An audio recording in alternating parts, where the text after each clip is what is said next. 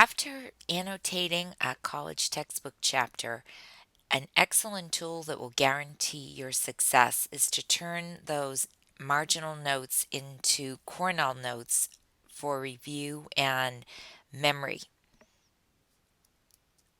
What are Cornell notes? They're a great tool for review. So, after annotating a subsection of a textbook chapter, record the information. Stop and record major details and summary notes in Cornell note format. You don't need to write in sentences. The format asks students to create questions, ask for a list, a definition. We refer to that as the prompt, and that goes on the left hand column of your notebook paper. And you record your answer to the right of this prompt. Later, you can cover the answers on the right and see what you can remember. And you always want to read that information out loud to aid in memory. Okay, let's take a look at an example of Cornell notes from a reading that we worked on earlier when we were studying the central point in reading, the Aztec practice of cannibalism. So you can see the left-hand column is either going to have a keyword, a question, you can ask for a list, but it's very important to be specific. You don't want to put something like, so talk about the Aztecs. That's way too general. So here's a very specific question. Why did the Aztecs participate in cannibalism? And over on the right, we have the answer: to motivate the lower class to work hard in battle. Also, there was famine because the crops failed and there was no wild game.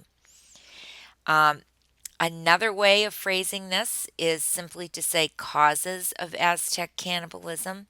And you see that there's a number so that when the other side's covered up, you know there's 2 points you want to remember. And those 2 points are one, to motivate the warriors, and two, to meet the protein needs of the diet. Another example would be from the psychology chapter that we just worked on, personality disorders. So, again, our prompts are on the left. The first one says personality disorders, list 9. So, you would simply want to see if you could remember that list, if you could name them all. And then we start looking at the details for each particular disorder. The first one, the example we have here is the traits of the helper. So that's our prompt, not even in a question format. What are the traits? Just the phrase, traits of a helper, that works, and the number 3. And the 3 major details that I pulled out from that were they're people pleasers, they're motivated by anxiety, and they think with their heart, not their head. Or you could just turn that into a question. What motivates the helper? And there's your answer, anxiety on the other side. So here we asked for a list, we had a phrase, we had a question as prompts. So when is a good time to work on Cornell notes? Well, after you've annotated a subsection of a chapter, you want to look at the annotated page in the next slide and think about how you might pull out information into Cornell notes format. So here's a sample of a chapter from a biology textbook, and the title of the chapter is Pregnancy and Birth. The chapter is a timeline. It simply goes first trimester, second trimester, third trimester, and birth. So this first trimester has already been annotated. This is a project we worked on in one of my classes.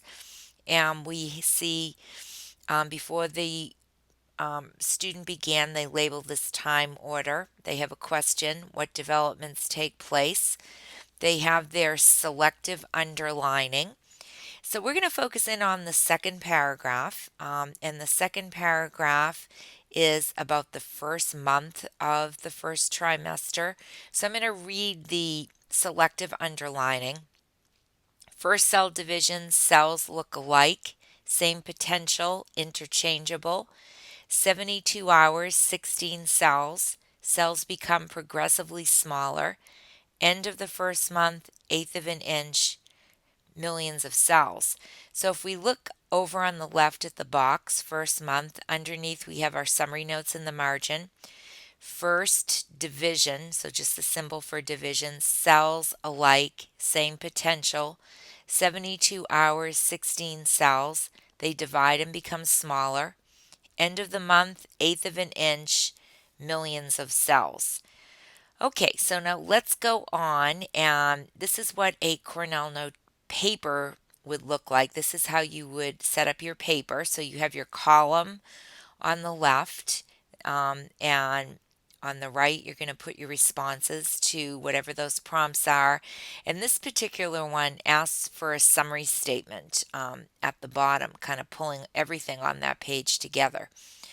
So, going back to what we just looked at, let's think about what we might write on the other side, on the right hand side of this Cornell note template. So, the prompt reads size at 72 hours. What developed fastest? You can see that the word developed is abbreviated, and these notes are for you. So, as long as you understand what that means, that's all you need to write. Then we have day 46, and then a question size at the end of the trimester. So I'm going to stop for a minute and let you go think about what the answers to those might be. See if you remember any of that material. Okay, let's go ahead and go on and see how we would finish this up. So, did you have size at 72 hours, 16 cells? What developed the fastest? The head and the brain. Day 46, what's important about that? That you know the sex of the fetus and the size at the end of the trimester, 2 inches, millions of cells. So, to memorize this information, when you've completed all your Cornell notes, when you've completed the whole chapter, you would go back, and this would be an excellent tool for review. You could cover over all the answers on the right and see if you can remember what that particular answer is. Say the response out loud, and you review and review until you have committed this information to memory.